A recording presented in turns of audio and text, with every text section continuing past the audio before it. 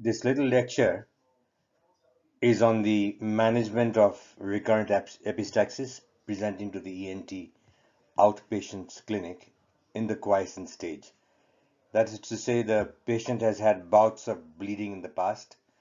The patient has been treated in the urgent care and the primary care office with nose clips, with packing, with cold water applications, ice packs on the nose, pinching, and now the patient isn't bleeding, but he's been referred to the ENT clinic for management.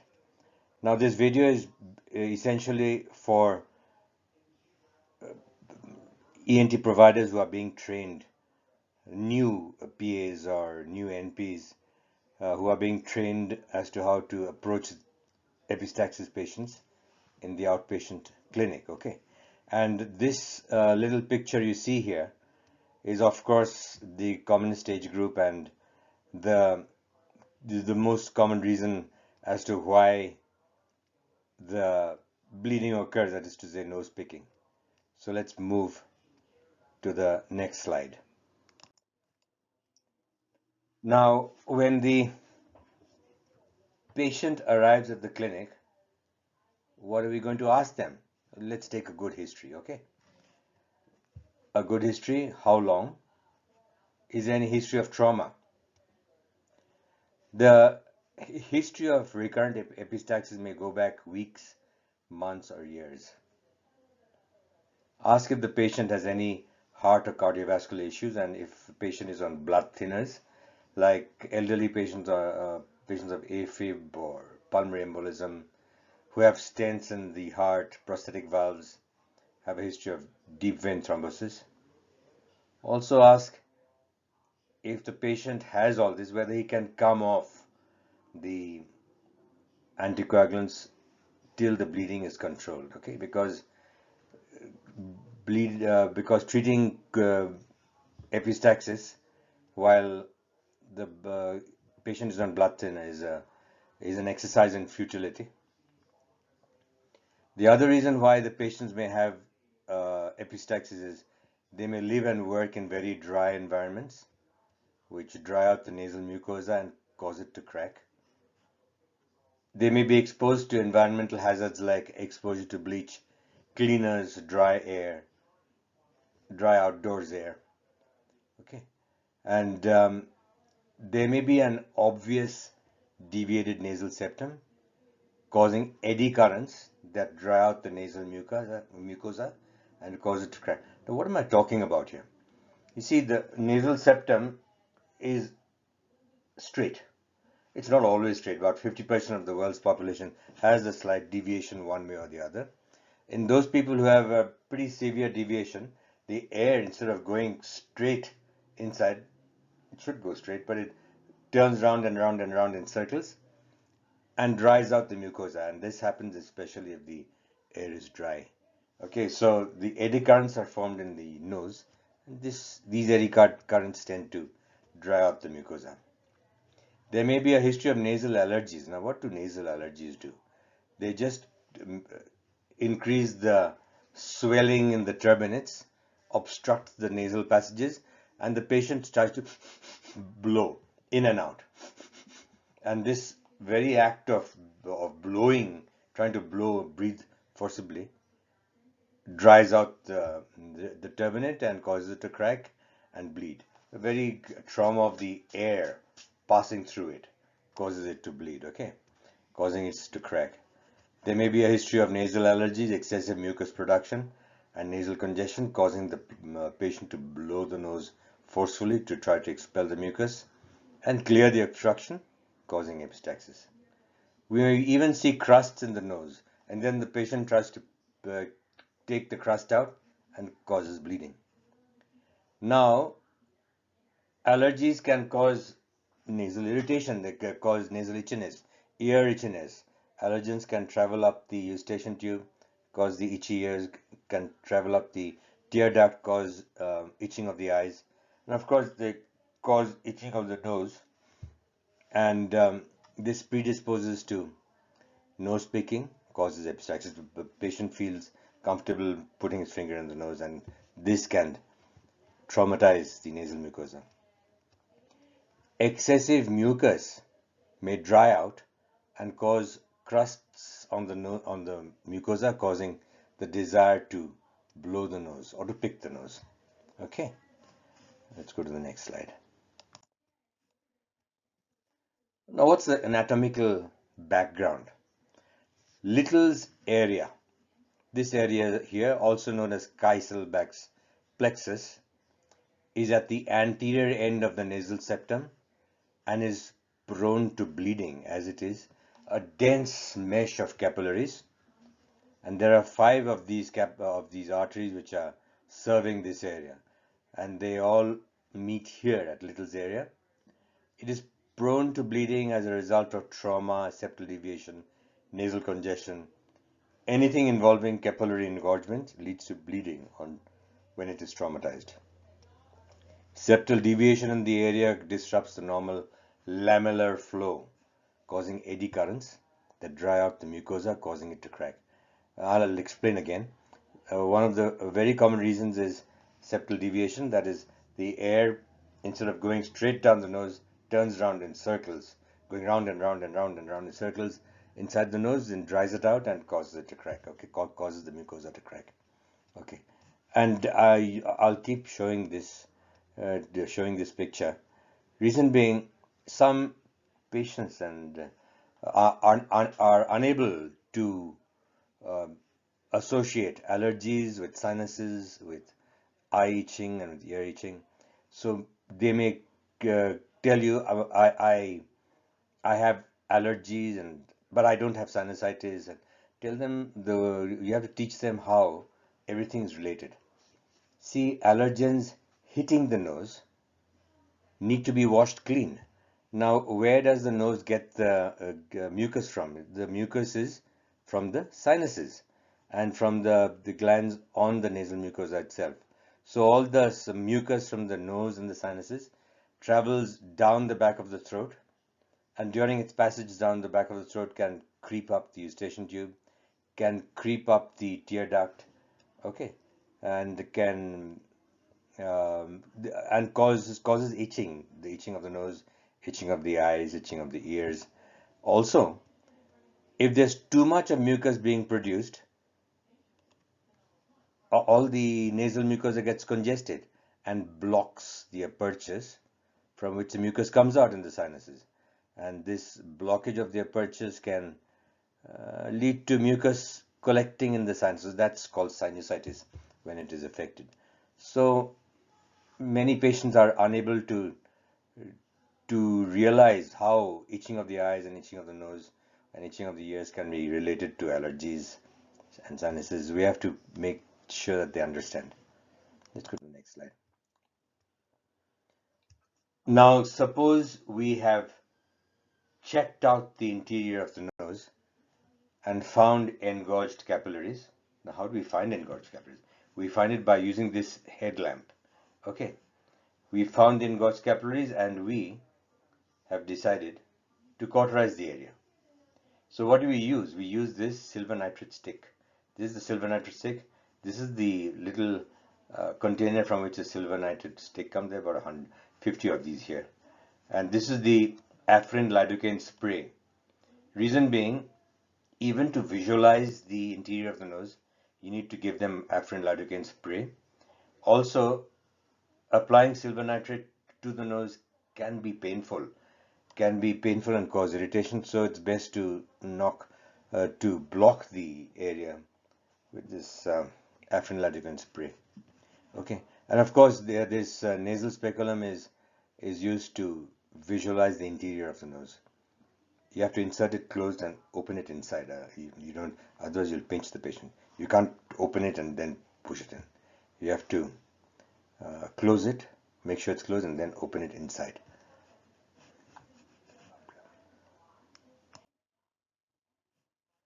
Now, here we keep on explaining the cauterization and necessary instruments.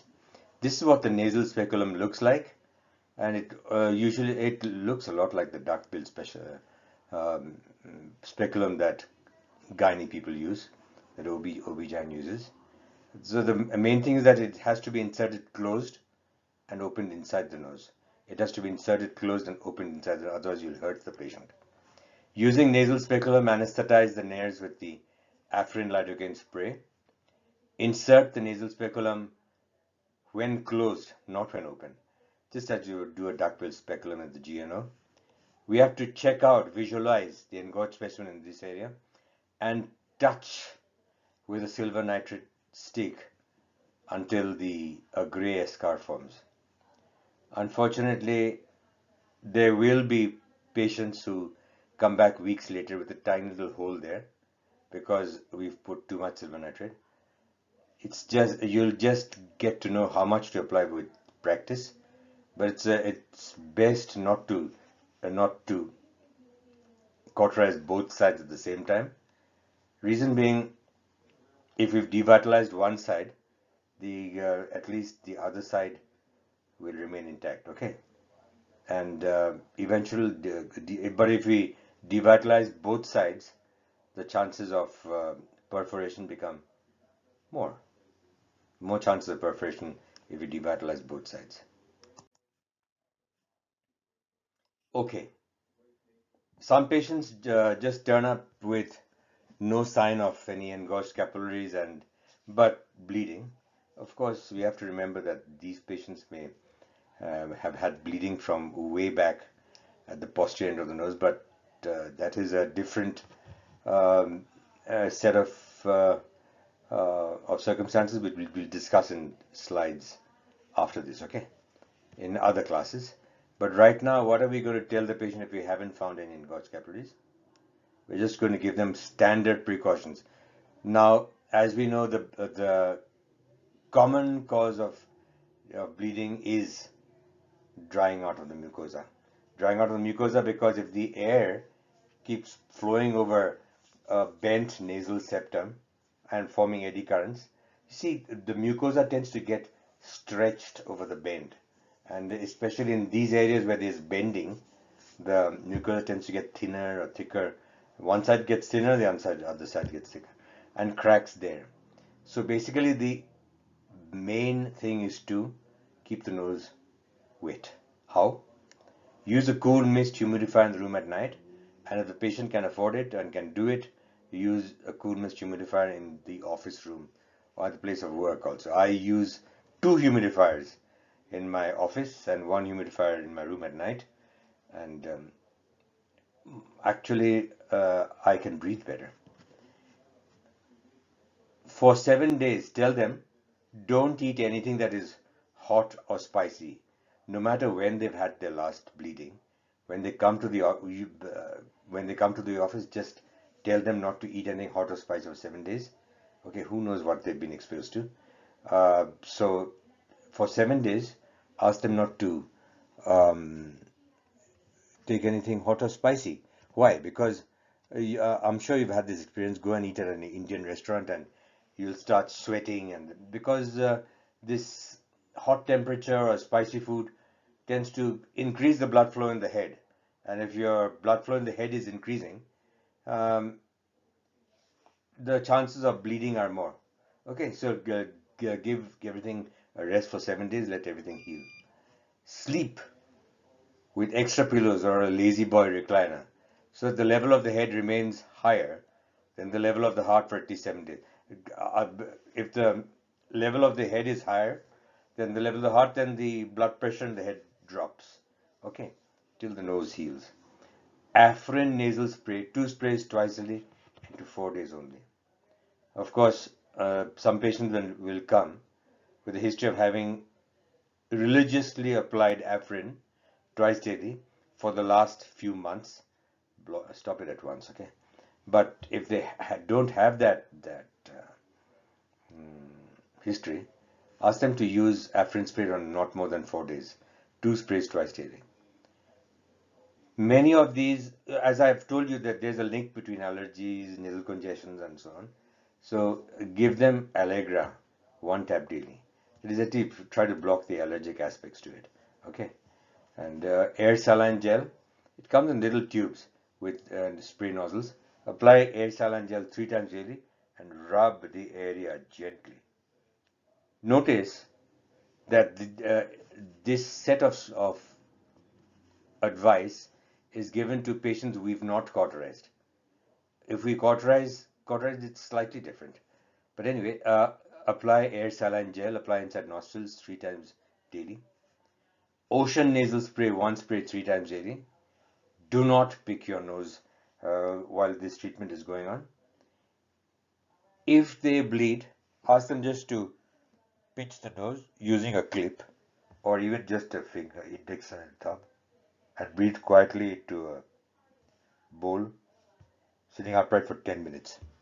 Okay, sit up for 10 minutes and pinch nose while leaning forward and breathing through the mouth if and when bleeding occurs. I've seen patients who've come to me saying that I immediately lie flat in bed and hold the nose. Uh, Bleeding won't stop that way. Okay, because the blood pressure in the head needs to be lower than that of the heart. Avoid strenuous games and activity for 7 days. Don't lift heavy objects and try to. Some janitors and janitorial staff have come to me with nosebleeds because they are house cleaners, housekeepers, because they use bleach and very powerful um, uh, cleaning agents which irritate the nose. Of course, to avoid all this for 7 days. Continue to use all these precautions for 1 month and see them after 1 month, because by then we expect the epistaxis to gradually heal and there'll be no epistaxis for a month, and then we can heave a sigh of relief. Now suppose we've seen engorged capillaries on Little's area and have cauterized them with silver nitrate sticks. So what do? We send them home with a huge gray patch on one side. As I told you, don't do both sides at the same time, just one side. Perform cauterization. Use cool mist, humidifier and room at night, same as before. Eat meals that are not hot temperature spice for 7 days. Sleep with an extra pillow or a lazy boy recliner so the level of the head remains higher than the level of the heart for at least 7 days till the nose heals. Afrin nasal spray can start at once, 2 sprays twice daily for 4 days only. Allegra 1 tab daily. Now air saline gel. I'm telling you to start after 4 days because you don't want to do anything that involves rubbing of the nose, okay? So I'll tell them to start air saline gel later. Ocean after 4 days, because in 4 days we expect a firm scab to form. Ocean nasal spray, however, can be used 3 times daily, immediately after the, no, not forcefully, just lightly. Do not pick nose. If breakthrough bleeding occurs, breakthrough bleeding is not expected in the next 4 days, because in the next 4 days they'll be following your direction very carefully. But if it occurs after 4 days, sit up for 10 minutes and pinch nose if it's within the 4 days, very gently, and breathe through the mouth. Keep the mouth open. Okay, for 10 minutes and the bleeding will stop. Avoid strenuous games or activity into 7 days. Follow up after 1 month. Continue all precautions till the next appointment. Okay, so the basic point of this lecture was to train PAs and NPs who have just been hired to the NT outpatients, to the ENT clinic, okay? And so I'm planning an entire course, also a course involving mannequins and all that, okay? So the theoretical, we have to make sure that they know the theory part of it. So the theory part, of course, involves reading up all the preceding slides, and the questions will be, the preceding slides were the theoretical parts of the teaching, and questions will be asked on them. Example, what history would you expect from patients of recurrent nosebleeds? The young lad will tell you that he probably has fisticuffs with his friends every day or rolls about in the dirt. The housekeeper will tell you that she's exposed to bleach. The iron worker will tell you that she's exposed to iron fumes and very dry air. How can a deviated nasal septum predispose to nosebleeds? As I've told you, eddy currents form. They should just know the outline of what happens, how the nose loses its moisture. How can a deviated nasal septum predispose to nosebleeds? 3, roughly what percentage of the world's population has deviated nasal septum? 50%. It's in my list of references at the end. 50%, okay? To greater or lesser extent. Some have tremendous spurs, some have a slight bend. What is Little's area? Refer to slides. What instruments would be required to cauterize Little's area? Those 5, which I showed you in the slide previously. What are the main points of the list of precautions you send patients home with? In the previous 2 slides, I've given you an outline of what would be recommended for as a list of precautions. Is there any difference between the advice you would give to patients sent home without cauterization and patients sent home with? There is. Actually, all of the difference is that patients sent home with cauterization need to be very gentle with their nose till the scab forms, roughly in 4 days. So for the next 4 days, they have to be very gentle with the nose. Okay, stay in secluded environments and not endure the rough and tumble of daily life. Okay. Teacher, that is teacher and the student should make sure that the student understands that the catchword is moisturize your nose through moisturize the nose by humidifiers or ocean nasal spray, air saline gel. Okay, our next program would be with the mannequins. Let's go to the mannequins. Now, these are the actual, we can put these rubber partial mannequins on the on the faces of the mannequins that we use for heart problems and all that, okay? So just put them on. Ask the student to identify what Little's area is and whether he can point out to you where to cauterize, the area of cauterize. Then he can show you exactly what point to cauterize, what the turbinates are. You will find that some primary cares and urgent care people don't know the difference between polyps and nasal turbinates. So the student can tell you. Of course, you can ask them theoretical questions on the mannequin. Ask them what these instruments are for. Show me where Little's area is. Demonstrate steps of the cauterization on the mannequin using instruments provided. Okay, like this. I mean, the possibilities are endless once you have these things in your hand. And summary. This is the summary slide. Recurrent epistaxis is seen during quiescent stage is treated conservatively by cauterizing engorged capillaries on Little's area, with attention to underlying factors such as proper humidification of the environment and treating causes of nasal congestion, such as chronic sinusitis and nasal allergies. Of course, if the patient is bleeding, suppose this is meant for patients who are bleeding on some people land up at the ENT clinic not having bled for the past 2 weeks, then suddenly they see me and start bleeding. Okay. Then immediate treatment includes pinching the nose between thumb and forefinger using rhino clip. Usually people who bleed suddenly already have had some degree of treatment before, and like lowering of blood pressure and all that, so the bleeding doesn't last long. Anyway, these are the references I've focused on. 3 pages of references. And thanks for listening. Of course, this is just a maiden venture, so I will polish it up. Okay. Thank you so much. Have a great day and bye-bye.